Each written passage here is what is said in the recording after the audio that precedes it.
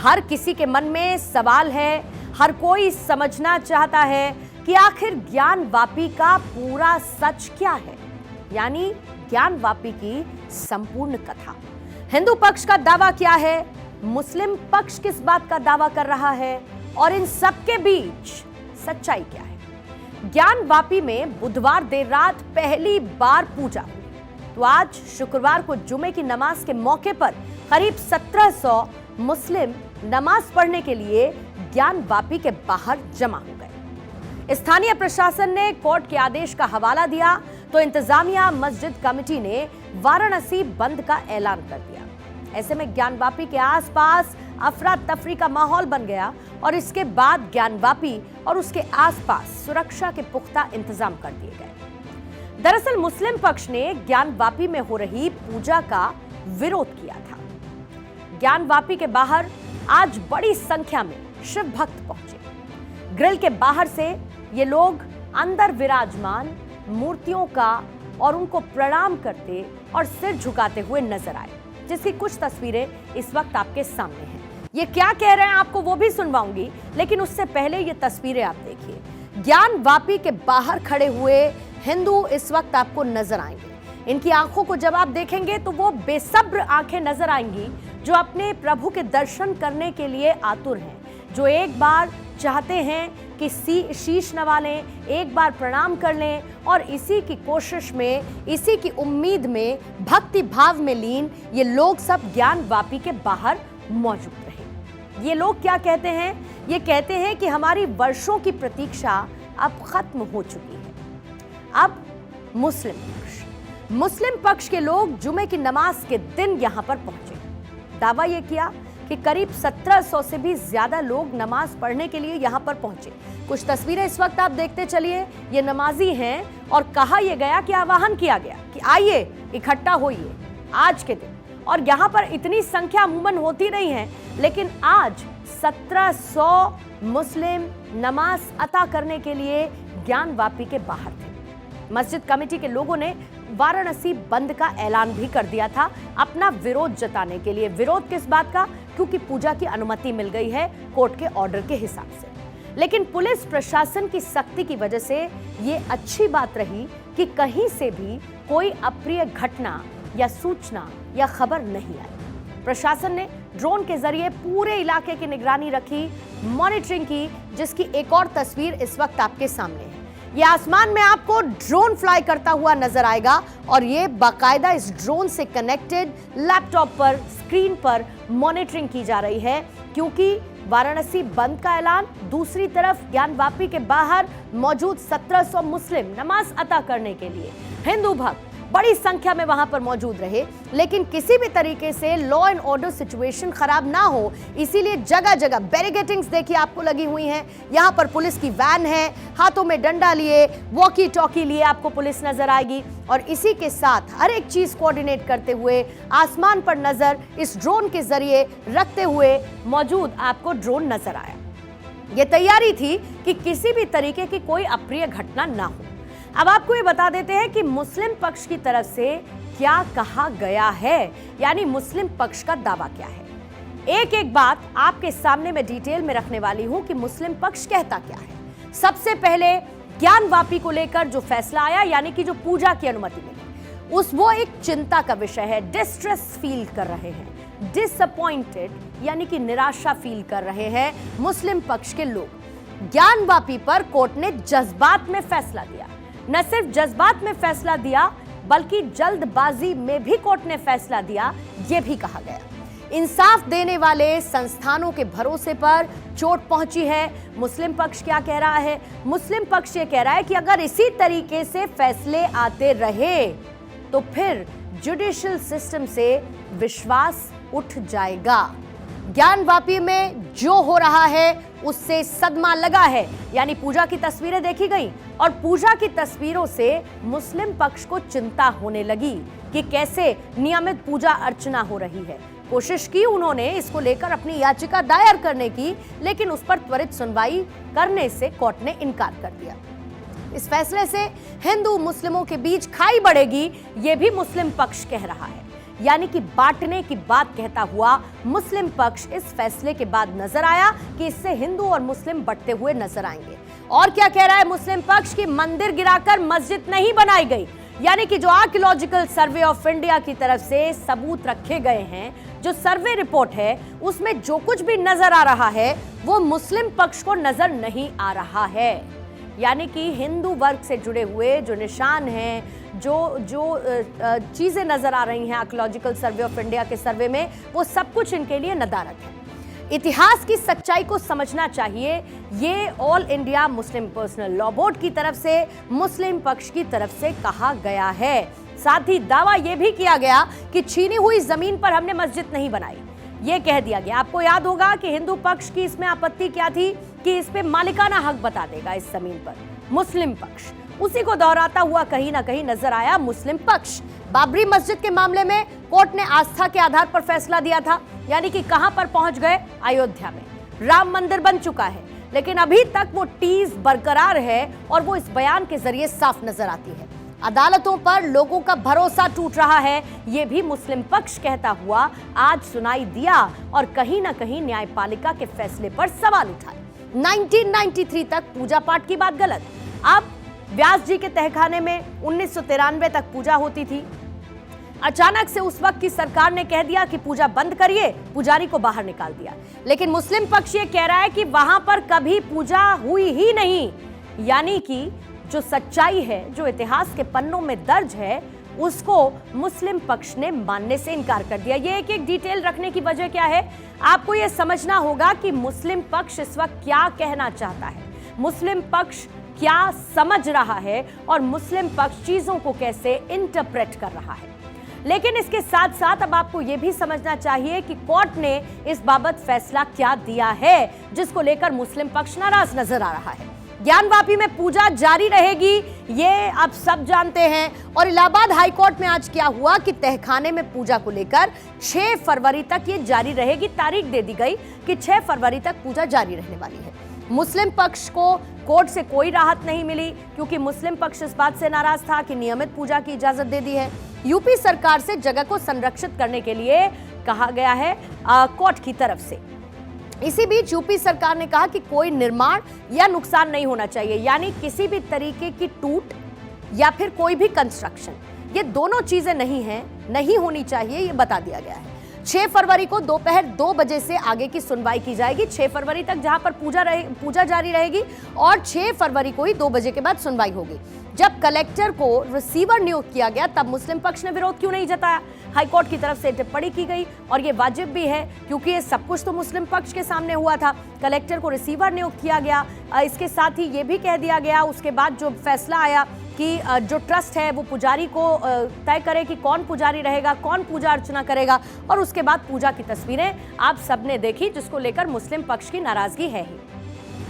अब आपको कुछ हम बयान सुनवाते हैं कि आखिर ज्ञानवापी में पूजा की इजाजत मिलने के बाद पक्ष और विपक्ष में कहा क्या क्या गया है, एक बार सुन लीजिए। जो ज्ञानवापी मोहल्ले में वाक़ है,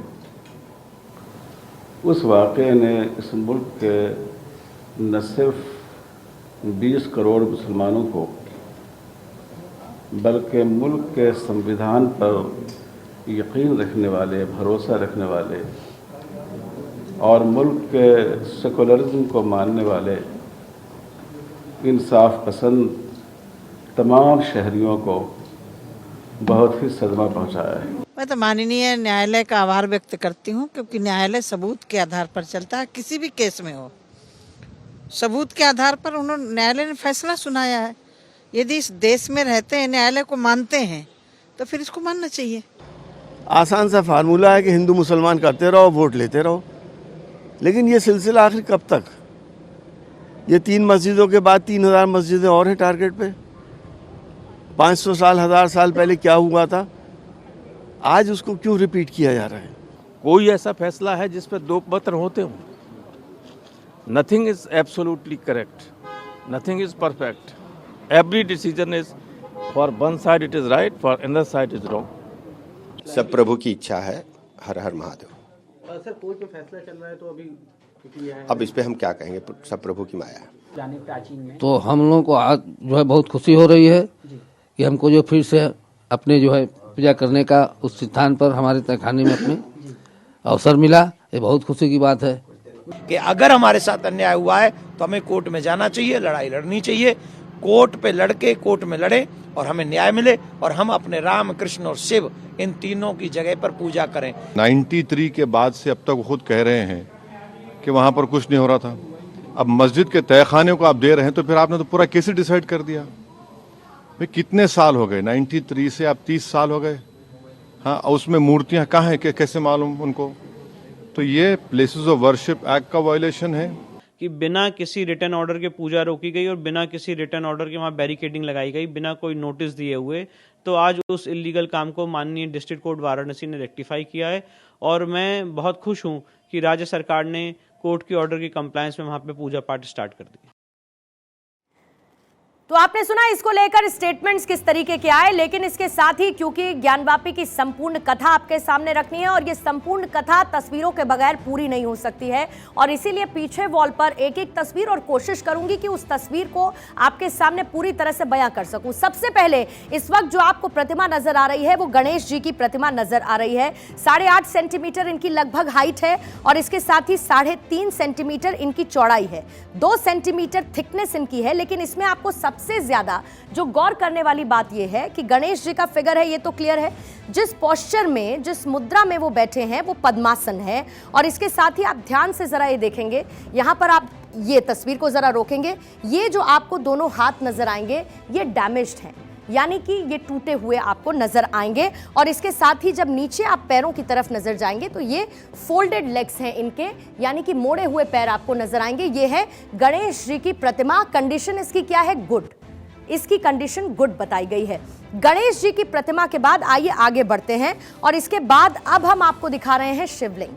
शिवलिंग किसी को भी समझने में दिक्कत नहीं होगी कि ये शिवलिंग है, लेकिन इसमें ध्यान देने वाली बात क्या है? सबसे पहले तो देखिए ये है शिवलिंग का जो स्थान है, ये सेंटर पॉइंट, ये सेंटर सर्कल जो आपको नजर आएगा और उसके बाद ये जो है ये आउटर सर्कल आपको नजर आएगा। लेकिन इसको तस्वीर को जरा थोड़ा सा रोकेंगे, इसमें मैं ये बताना चाहती हूँ कि यहाँ पर आपको जब आप ध्यान से देखेंगे और आपको एक उकेरी हुई तस्वीर नजर आएगी तो ये किसकी है? ये सांप की है। अब इसके बाद ये शिवलिंग है, ये किसको कैसे नहीं समझ आ सकता है? इसकी कंडीशन स्नेक फिगर इसमें डिपिक्ट होता हुआ यहां पर, थोड़ी देर जरा ध्यान से इसको सेंटर में लाते हुए उस तरफ आप देखेंगे तो आपको स्नेक फिगर नजर आएगा जो कि शिवलिंग में साफ तौर पर नजर आ रहा है। और इसके साथ ही ये जो टेपरिंग साइड है, यानी जो आगे की तरफ है, ये टेपर्ड साइड है इसकी, ये टेपर्ड साइड है इसकी। और इस टेपर्ड साइड में यहां की तरफ ये आपको नजर आएगा स्नेक फिगर। ये इसको आप थोड़ा ध्यान से देखिएगा तो आपको और ज्यादा क्लैरिटी मिल पाएगी। अब इसके बाद आइए आगे बढ़ते हैं और तीसरी तस्वीर आपके सामने रखूंगी। ये जो तीसरी तस्वीर है ये विष्णु भगवान की तस्वीर है। इसको आपको कैसे समझाने की कोशिश करूंगी मैं। इसमें आपको विष्णु जी बैठे हुए नजर आएंगे, ये सिटिंग पोस्चर है ये उनका, जिसमें वो आपको बैठे हुए नजर आएंगे। इस तस्वीर को थोड़ी देर स्क्रीन पर ऐसे ही रोकेंगे, सिंगल स्क्रीन इसकी रखेंगे। और इसके साथ ही आप जब ये ऊपर का हाथ, अपर लेफ्ट हैंड जब आप ये देखेंगे तो यहां पर आपको चक्र नजर आएगा।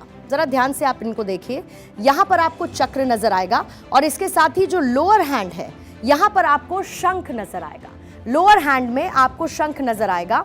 और इसके साथ ही यहां पर जो सीधा पैर है, राइट लेग जो है वो घुटने के ऊपर, नी के ऊपर मोड़ा हुआ आपको नजर आएगा, यानी कि बेंट पोजीशन में आपको नजर आएगा। ये विष्णु भगवान की प्रतिमा है जो यहां से देखने को मिल रही है। इनकी चौड़ाई लगभग 17 सेंटीमीटर की बताई जा रही है और इसके साथ ही जो 15 सेंटीमीटर ये मोटे, यानी कि जो इनकी थिकनेस है वो 15 सेंटीमीटर की बताई जा रही है। ये विष्णु भगवान की प्रतिमा है। चौथी तस्वीर जो आपको दिखाने वाली हूं और इसको बाकायदा रेफरेंस के लिए मैंने अपने साथ रखा है ताकि बेहतर तरीके से इसको आपको एक्सप्लेन कर पाऊं। अब ये जो है किसी मूर्ति का, तो ये किसी प्रतिमा का अंश है, ये नहीं पता कि कौन सी प्रतिमा का ये अंश है, लेकिन बाएं हाथ की ये तस्वीर है जिसमें यहां से आप आगे बढ़ेंगे तो यहां पर आपको हाथ पहचानने में, मुड़ा हुआ हाथ पहचानने में बहुत ज्यादा मुश्किल नहीं होगी। और इनकी ये जो पार्ट है ये इसकी कंडीशन भी गुड बताई जा रही है। अब इसके बाद एक और महत्वपूर्ण तस्वीर जो इसके बाद आपके सामने मुझे रखनी है, और क्या आप ये पढ़ सकते हैं? मैं पढ़ सकती हूं। यहां पर लिखा हुआ है राम। कैसे? यहां से आप शुरू करिए। ये आपको रा लिखा हुआ नजर आएगा, ये रा पर आ की मात्रा, इसके बाद आगे बढ़ जाइए, यहां पर आपको ये मां लिखा हुआ नजर आएगा और ये है राम। अब इसको जरा आप ध्यान से देखिए और ध्यान से समझिए। अब ये सब कहां से आया?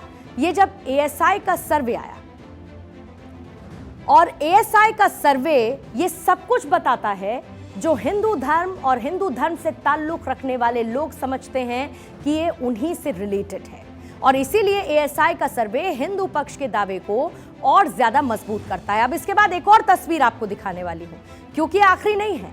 अब ये जो है, ये मूर्ति, यहां से प्रतिमा उखड़ी हुई है, ये भी एएसआई के सर्वे में शामिल की गई बात है कि ये आपको नजर आएगा एक स्ट्रक्चर, और इसी स्ट्रक्चर से मूर्ति को उखाड़ दिया गया है, यानी कि उनको बाहर निकाल दिया गया है। आप सब जब मंदिर जाते होंगे तो आप इस तरीके के फिगर्स से रिलेट कर पाएंगे, आप ये समझ पाएंगे कि मंदिरों में इस तरीके की निशानियां होती हैं, और यहीं से मूर्ति को उखाड़ लिया गया है। और ये 5 से 6 तस्वीरें जो इस वक्त मैंने आपके सामने रखी, यही तस्वीरें हिंदू पक्ष के दावे को मजबूत करती हुई और पूजा का अधिकार इन्हीं तस्वीरों के आधार पर उनको मिलता हुआ कोर्ट के द्वारा नजर आया है। अब बात क्योंकि व्यास जी के तहखाने की हो रही है, सोमनाथ व्यास का परिवार 1993 तक तहखाने में पूजा करता था। नवंबर 1993 के बाद तहखाने में पूजा पाठ को बंद कर दिया गया। मुलायम सिंह सरकार थी उस वक्त, और इस इतिहास का जिक्र अब से थोड़ी ही देर पहले मैंने किया था कि उनके आदेश के बाद व्यास तहखाने में पूजा बंद कर दी गई थी। उस वक्त मुलायम सिंह की सरकार थी। सितंबर 2023 में व्यास जी के नाते ने कोर्ट में याचिका दायर की, और उनका आग्रह यह था कि उनको पूजा की अनुमति मिले, क्योंकि व्यास परिवार हमेशा से व्यास जी के तहखाने में पूजा अर्चना करते आए।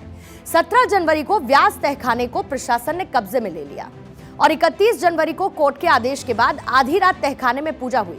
31 जनवरी को जब यह फैसला आया तो उस वक्त 7 दिन का वक्त दिया गया था कि पूरी व्यवस्था कर दी जाए, लेकिन उसी दिन की तस्वीरें सामने आई जब पूजा पाठ होना शुरू हो गया व्यास जी के तहखाने में, और उन्हीं तस्वीरों के बाद मुस्लिम पक्ष की चिंता और ज्यादा बढ़ती हुई नजर आई है।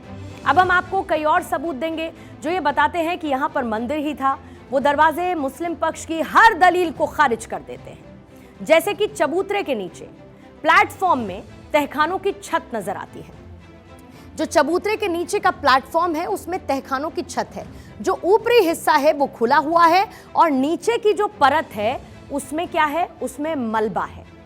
इसके साथ ही तहखानों में जबरन मलबा भरने की संभावना भी उन तस्वीरों के माध्यम से समझ में आती है। अब जो पूरा परिसर है उसके साउथ और वेस्ट हिस्से में खोखले तहखाने हैं, यानी कि वहां पर कुछ भी नहीं है, खोखले हैं, वो पूरी तरीके से शैलो हैं। तहखाने के अंदर 9 वर्ग मीटर आकार के कमरे नजर आते हैं, ये सभी साक्षात मिले हैं, और एएसआई की टीम ने तहखानों को फिलहाल के लिए सील कर दिया है, यानी कि उनको प्रिजर्व कर दिया है। ये एएसआई की टीम की तरफ से कर दिया गया है।